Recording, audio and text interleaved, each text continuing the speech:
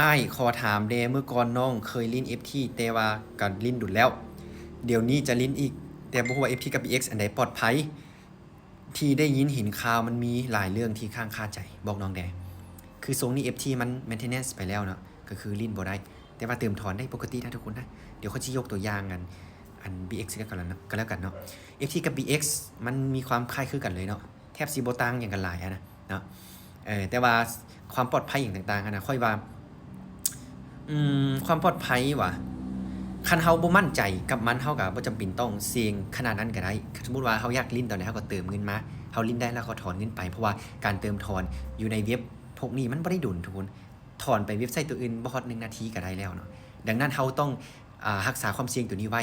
เฮาลงเงินไปแล้วบ่แม่นว่าเงินเฮาสิเสียไปเลยบ่แม่นเนาะความปลอดภัยเนี่ยแม่นตัวนี้เนาะก็คือการที่เขาเจ้าบ่เอาเงินเฮาไปละล่าเนาะก็คือ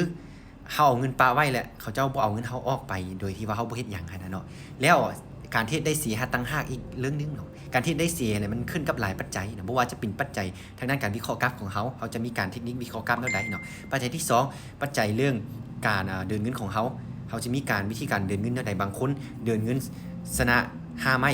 พลาด5ไม้แต่ว่ายังได้กำไรบางคนชนะ7ไม้พลาด3ไม้แต่ว่าลุกเทิร์นก็มีเนาะปัญหาที่3เนี่ยการควบคุมอารมณ์ตนเองของเขาบ่สามารถควบคุมอารมณ์ตนเองได้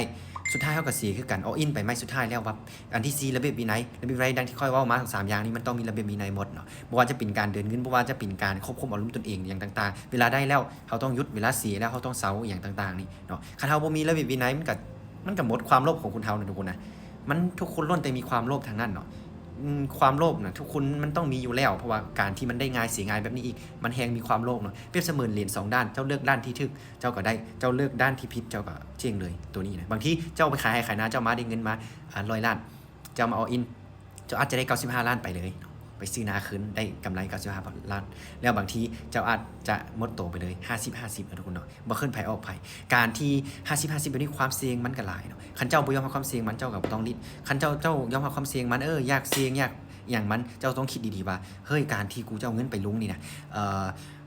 มันควรจะเฮ็ดแนวใดมันเฮ็ดแนวใดที่บ่เสี่ยงกับชีวิตของเขาเฮ็ดแนวที่บ่เสี่ยงกับโตของเขาเองหลายๆคนก็ลิ้นได้แท้ๆเนาะอยู่ในกลุ่มค่อยสามารถการันตีเลยว่าหลายๆคนก็จนสามารถซื้อดินซื้อตั้งเฮิร์นตั้งหยังก็มีเนาะหลายๆคนก็เสียหลายๆคนหลายๆคนก็เสียหลายๆคนอีกเนาะได้ส่วนน้อยเสียส่วนหลายเลยคันสิเว้าไปนะเงินมาต้องมาแตกเขาเอามาลิ้นเธอละ9ล้าน10ล้านละสิเธอล้าน2ล้านสินะเธอละ100เหรียญเธอละ10 20เหรียญนี่สินะมันเสียไปโดยที่ว่า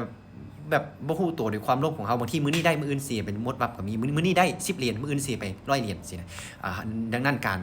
เราบ่สามารถควบคุมตัวเองได้นี่เป็นสิ่งที่ท้าทายหลายในวงการตัวนี้เนาะคันไผที่อยากลองอยากเล่นก็ลองได้บ่เป็นหยังแต่ว่าเราต้องคิดความเสี่ยงของมันพร้อมว่ากูเอาเงินไปลงนี่นะจะต้องเฮ็ดแนวใดเพื่อบ่ให้มันเสี่ยงขนาดนั้นแล้วเวลามันเจอกรณีที่กูผิดพลาดมานะกูจะสามารถรับมันได้บ่อย่างต่างๆนี่เนาะบ่แม่นว่าสิแนะนำให้ทุกคนเอาไปเด้อเอาขายคณะมาโลดผู้ใดก็ได้สิได้หมดทุกคนบ่เนาะขนาดข้อยอยู่วงการตัวนี้มา4 ปีบางทีบางเดือนค่อยเทศได้กำไรเดือนนี้พันปลายบ่4-500บ่เดือนต่อไปค่อย2-3,000ก็มีนะมันขนาดข้อยยัง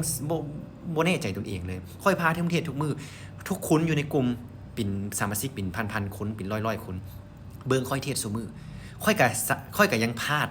ค่อยก็เฮ็ดให้เขาเจ้าเบิ่งเลยว่าความเป็นจริงมันเป็นแนวใดเนาะดังนั้นจะเข้าวงการต้องคิดดีๆแล้วตัดสินใจแล้วยอมรับความเสี่ยงมันได้บ่ต้องเสียใจกับมันถ้าว่าเฮาเฮ็ดผิดพลาดเนาะ